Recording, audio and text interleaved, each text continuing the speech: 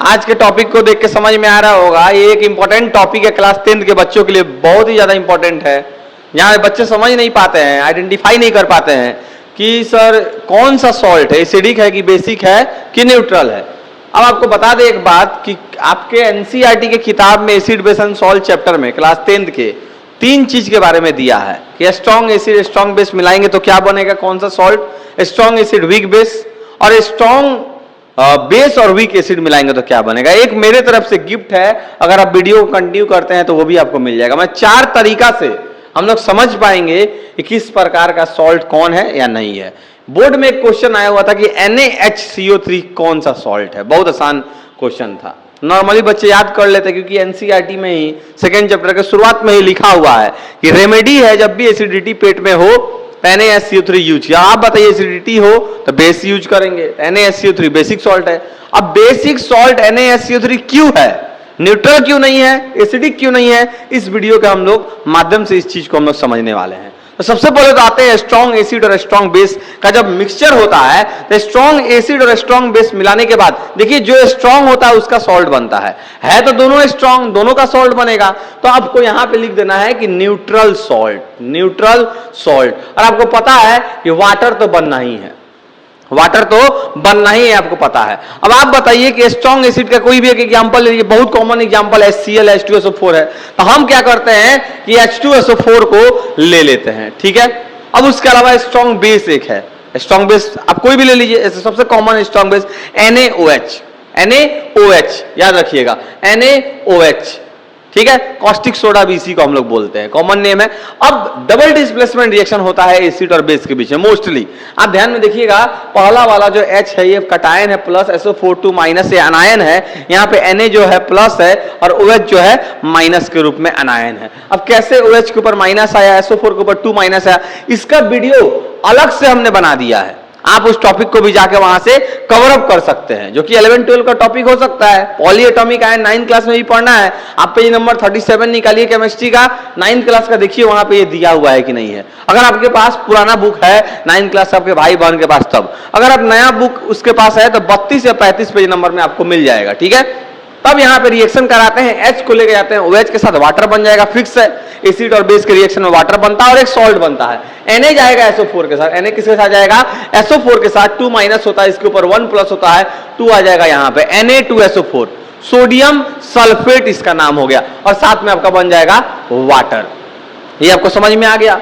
अब अगले टॉपिक की तरफ अगर बढ़ते हैं तो स्ट्रॉन्ग एसिड और वीक बेस आएगा। सोडियम सल्फेट नाम याद रखिएगा, न्यूट्रल सॉल्ट है क्योंकि स्ट्रॉन्ग एसिड और स्ट्रॉन्ग बेस के बीच में रिएक्शन हुआ है। अगर आगे की तरफ बढ़ते हैं स्ट्रॉन्ग एसिड और वीक बेस, तो जो स्ट्रॉन्ग होगा उसी का सॉल्ट बनेगा। एसिड स्ट्रॉन्ग है तो सॉल्ट किसका बनेगा, एसिडिक सॉल्ट। तो चलिए एक और एग्जांपल लेते हैं स्ट्रॉन्ग एसिड का, H2SO4 को गोली मारते हैं, HNO3 ले लीजिए, HCl ले लीजिए सबसे कॉमन, चलिए HCl कॉमन ले लेते हैं। वीक बेस में एग्जांपल में आते हैं तो MgOH का होल ट्वाइस आ जाएगा, क्या आ जाएगा, MgOH का होल ट्वाइस। मैग्नीशियम क्लोरीन के साथ जाएगा तो MgCl2 बन जाएगा क्योंकि इसके ऊपर 2 प्लस और इसके ऊपर 1 माइनस, और वाटर तो बनेगा ही बनेगा, ठीक है। तो MgCl2 जो है मैग्नीशियम क्लोराइड है। कैसा सॉल्ट आप बोलेंगे तो स्ट्रॉन्ग एसिड वीक बेस के मिलने से कैसा सॉल्ट, एसिडिक सॉल्ट। कैसा सॉल्ट बनेगा, एसिडिक सॉल्ट। अब आप समझ सकते हैं क्यों एसिडिक सॉल्ट बनेगा, क्योंकि एसिड जो है स्ट्रॉन्ग है, तो जो स्ट्रॉन्ग रहता है उसी का सॉल्ट बनता है। कभी चर्चा करेंगे कि क्यों ऐसा ही क्यों होता है, जो स्ट्रॉन्ग रहता है उसी का क्यों बनता है, इस पर एक अलग से वीडियो बनाएंगे। फिलहाल के लिए आप इतना समझ सकते हैं, एनसीईआरटी में दिया हुआ है। अगर अगले स्लाइड की तरफ अगर हम लोग बढ़ते हैं तो देखिएगा कुछ टॉपिक, उसके पहले हम इसको इरेज कर देते हैं। आपको पता होगा कि ये जो है प्रोजेक्टर क्लास है, अब यहाँ पे इसको इरेज करना पड़ता है, डिजिटल बोर्ड तो है नहीं। अब डिजिटल बोर्ड जल्दी ही हम लोग दिसंबर तक ट्राई करेंगे डिजिटल बोर्ड लाने का, उसके बाद आप लोग को और बेहतरीन तरीका से पढ़ाएंगे। ऐसे ये प्रोजेक्टर भी मेरे लिए डिजिटल बोर्ड का ही काम करता है, उसी प्रकार से हम पढ़ा देते हैं, लेकिन मिटाते वक्त पता चल जाता है कि ये प्रोजेक्टर है, डिजिटल बोर्ड नहीं है, ठीक है। तो थोड़ा सा वीडियो को पॉज करेंगे और फिर इसको मिटा के फिर आपसे मिलते हैं, ठीक है। चलिए इरेज हो चुका है। अब हम लोग देखते हैं अगले टॉपिक की तरफ। यहाँ पे लिखा हुआ आइडेंटिफाई करना है acidic, basic and neutral salt. आप देख चुके हैं, इसके पहले एसिडिक सॉल्ट के बारे में अभी हम पढ़ चुके हैं। अब वीक एसिड और स्ट्रॉन्ग बेस से क्या बनेगा बताइए। स्ट्रॉन्ग है बेस तो सॉल्ट बनेगा बेस का, तो सिंपल भाषा में लिख देंगे बेसिक सॉल्ट। बेसिक सॉल्ट और साथ में बन जाएगा आपका वाटर। अब वीक एसिड का कोई भी एग्जांपल आप ले सकते हैं, H2CO3 ले लेते हैं, H2CO3 जो कि आपके कोल्ड ड्रिंक में भी यूज होता है, ठीक है। भले ही अनस्टेबल है, ढक्कन खोलते ही H2 और CO2 के रूप में ये टूट जाता है। अब एक स्ट्रॉन्ग बेस NaOH ले चुके हैं, बार बार लेने का जरूरत नहीं है, हम लेंगे KOH। NaOH जो है आपका कॉस्टिक सोडा है, KOH जो है कॉस्टिक पोटास इसको हम लोग बोलते हैं। इसके बीच में रिएक्शन कराएंगे, डबल डिस्प्लेसमेंट होगा, K जाएगा CO3 के साथ तो बन जाएगा K2CO3, क्योंकि 2- और यहाँ पे 1+ और साथ में बन जाएगा वाटर। बताइए K2CO3 जो है कैसा सॉल्ट होगा? बेसिक सॉल्ट होगा। इस प्रकार से आप पहचान पाएंगे, ठीक है। अगर अगले टॉपिक की तरफ बढ़ते हैं, अगले पॉइंट की तरफ, ये मेरे तरफ से एक गिफ्ट है, समझिए।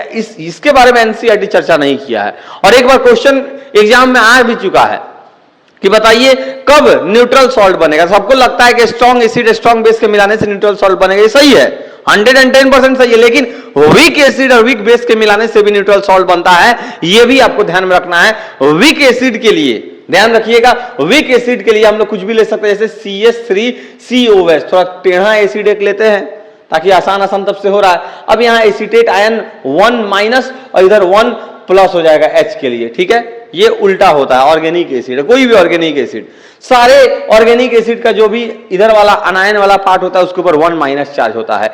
एक हम वीक बेस लेते हैं, MgOH होल ट्वाइस ले लिए हैं, CuOH होल ट्वाइस ले सकते हैं, NH4OH भी हम ले सकते हैं। अब NH4OH के साथ जब कराएंगे, आपको पता है ये HOH मिलकर वाटर बनाएगा, ये NH4 इसके जगह पे आ जाएगा, तो CH3COO और NH4 लिख दीजिए। इसका 1+ और इसका 1-। अब आप बोलिएगा सर आप प्लस वाले को पार्ट को पहले क्यों नहीं लिखे हैं? देखिए वो मेटल और नॉन मेटल के केस में ज्यादा बेहतरीन रहता है, जैसे NaCl, Na+ और Cl-, Cl Na नहीं लिखते हैं कभी, लेकिन यहां आप लिख भी सकते हैं, नहीं भी लिख सकते हैं, ज्यादा सही इसको माना जाता है। आप NH4 को भी पहले लिख सकते हैं, ठीक है, ये भी आपका सही है। क्या नाम हो जाएगा? इसका नाम आपको कमेंट करके जरूर बताना है। इसके नाम को क्या करना है? कमेंट करना है, क्योंकि सारे का नाम हमने बता दिया है। पोटासियम कार्बोनेट भी बताया, इसके पहले जो आया था उसके सॉल्ट के बारे में बताया है, ये आपको कमेंट करके जरूर बताना है। साथ में क्या बनेगा?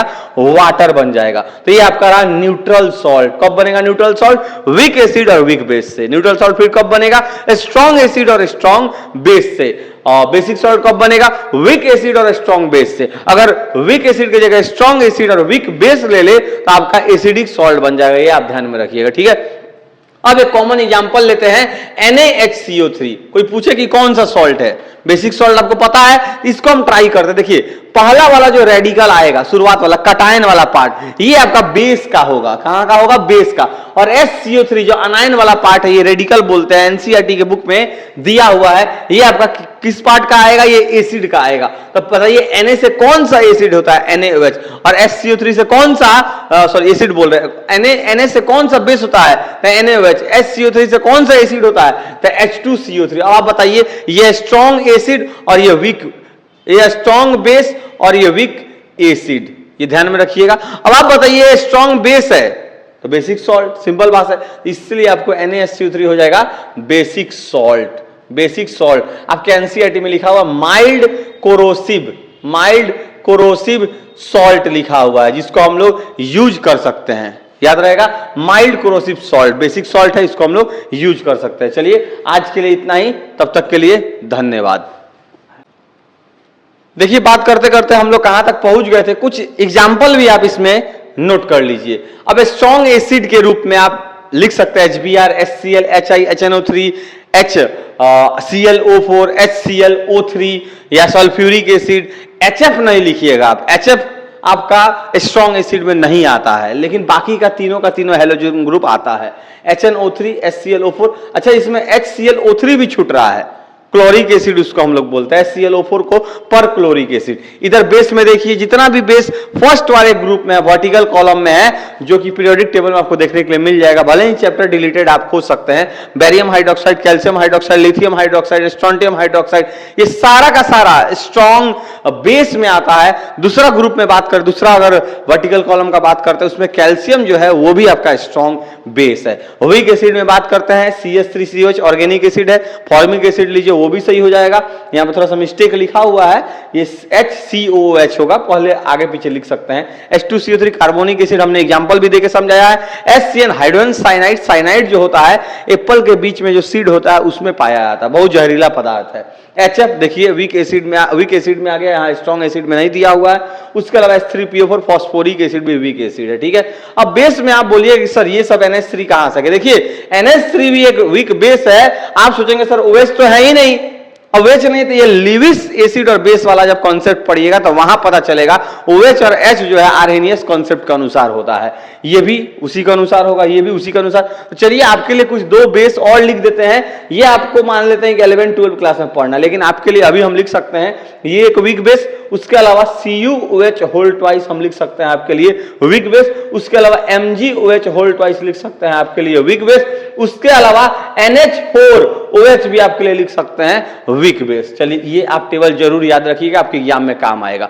पता तो चले कौन सा स्ट्रॉन्ग एसिड है, कौन सा स्ट्रॉन्ग बेस, कौन सा वीक एसिड, कौन सा वीक बेस, तभी तो रिएक्शन कराइएगा कि स्ट्रॉन्ग एसिड और स्ट्रॉन्ग बेस मिलके न्यूट्रल सॉल्ट, वीक एसिड और वीक बेस मिलके न्यूट्रल सॉल्ट, स्ट्रॉन्ग एसिड और वीक बेस मिलके एसिडिक सॉल्ट, स्ट्रॉन्ग बेस और वीक एसिड मिलके आपका बेसिक सॉल्ट। नहीं तो पता कैसे चलेगा क्या हो रहा है क्या नहीं हो रहा है, ठीक है। तब तक के लिए धन्यवाद।